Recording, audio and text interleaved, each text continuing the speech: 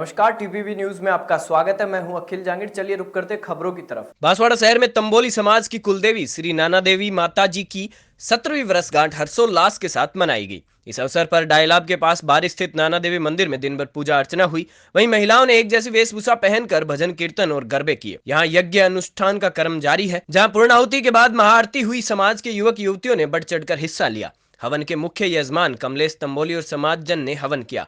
पूर्णाहुति और महाआरती के बाद विश्व शांति की कामना की गई। विकलांग दिवस को काला दिवस मनाने के लिए सत्येंद्र सिंह के नेतृत्व में जयपुर में चल रहे धरने पर विकलांग सेवा समिति सरवाड़ के सभी पदाधिकारी और सभी विकलांगों ने जयपुर की ओर कूच किया, ताकि सरकार का ध्यान अपनी ओर आकर्षित कर सके और सरकार विकलांगों की पीड़ा समझ सके।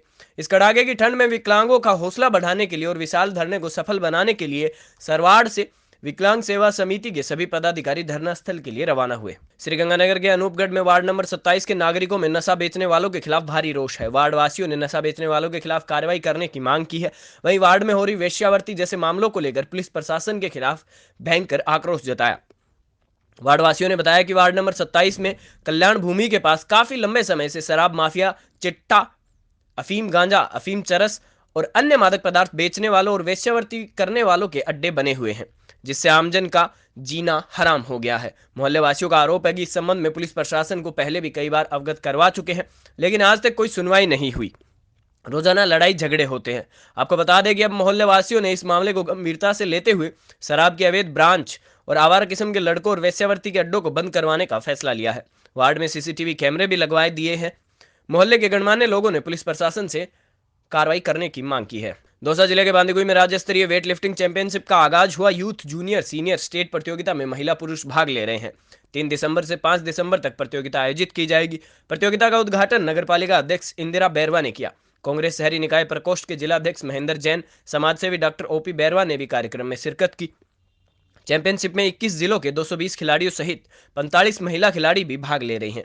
प्रतियोगिता में 10 वर्गों में खिलाड़ी भाग लेंगे। चित्तौड़गढ़, जहां केंद्र और राज्य सरकार आमजन के साथ श्रमिकों की आय बढ़ाने के लिए नए संसाधन उपलब्ध करवा रही है, जिससे कि कुशल और अकुशल मजदूरों के जीवन स्तर में सुधार हो सके।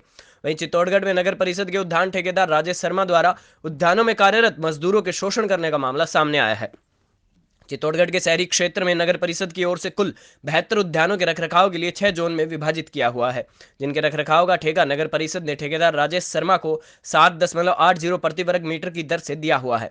ठेकेदार राजेश शर्मा की ओर से उद्यानों के रखरखाव के लिए उद्यानों में मजदूरों को लगाया हुआ है, जिसमें ठेकेदार की ओर से इन मजदूरों को प्रतिदिन सिर्फ 100 रुपए के हिसाब से भुगतान कर उनका शोषण किया जा रहा है, जो कि सरकार की ओर से तय की गई न्यूनतम वेतन 254 से बहुत कम है। उद्यानों में कार्यरत कई मजदूरों ने बताया कि वह इन उद्यानों में 100 रुपए प्रतिदिन के हिसाब से काम कर रहे हैं और इसके अलावा 4 अवकाश का भी भुगतान ठेकेदार द्वारा काटा जा रहा है। इसके अलावा कार्यरत मजदूरों ने बताया कि तय समय से देरी से आने के बाद ठेकेदार द्वारा उन्हें घर वापस भेज दिया जाता है।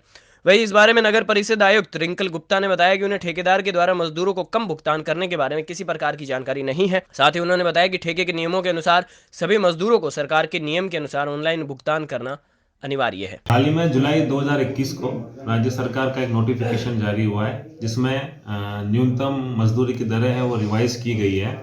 तो जो अकुशल श्रेणी का मजदूर है उसे 252 रुपये प्रतिदिन अर्थात 6,552 रुपये प्रति माह वेतन, न्यूनतम वेतन प्राप्त होगा। जो ठेके पे काम कर रहे हैं, सरकार द्वारा न्यूनतम मंजूरी तय की गई है। अलग अलग श्रेणी की होती है, इसमें कुशल होती है, अकुशल होती है, अर्धकुशल होती है, सकुशल श्रेणी होती है। जिस कैटेगरी में होते हैं उनको न्यूनतम मजदूरी जो टेंडर की शर्तों के अनुसार होती है वो दी जाती है। बूंदी जिले के केसुराय पाटन में कोटा दौसा मेगा हाईवे पर सीता गांव के पास स्कूटी सवार छात्रा का अचानक संतुलन बिगड़ गया, जिससे स्कूटी ट्रक के चपेट में आकर चकनाचूर हो गई। जयस्थल निवासी छात्रा लक्की शर्मा स्कूटी की चपेट में आने से पहले ही दूर जा गिरी, जिससे उसे हल्की चोटें आकर रह गई। घायल छात्रा को राहगीरों ने अस्पताल पहुंचाया। प्रत्यक्षदर्शियों ने बताया कि हादसे को देखकर तो यह लग रहा था कि छात्रा बच नहीं पाएगी। हादसे के बाद ट्रक चालक वहीं पर ट्रक छोड़कर फरार हो गया। पुलिस ने ट्रक चालक के खिलाफ मामला दर्ज कर लिया है। अनूपगढ़ में पंचायती राज चुनाव को लेकर भारतीय जनता पार्टी और कांग्रेस द्वारा पंचायत समिति अनूपगढ़ से चुनाव लड़ने वाले प्रत्याशियों की सूची जारी की गई है। इसी श्रृंखला में भाजपा के पंचायत समिति चुनाव प्रभारी महावीर सिंह चारण और सह समन्वयक एडवोकेट दादू खान जोइया ने बताया कि अनूपगढ़ पंचायत समिति सदस्यों के 15 जोन में चुनाव होंगे, जिनमें सभी जोन से भाजपा द्वारा प्रत्याशियों को चुनावी मैदान में उतारा गया है। वहीं कांग्रेस पार्टी द्वारा भी पंचायत समिति चुनाव के मद्देनजर 15 उम्मीदवारों को मैदान में उतारा गया है। बुलेटिन में फिलहाल इतना ही। आप देखते रहिए टीपीवी न्यूज।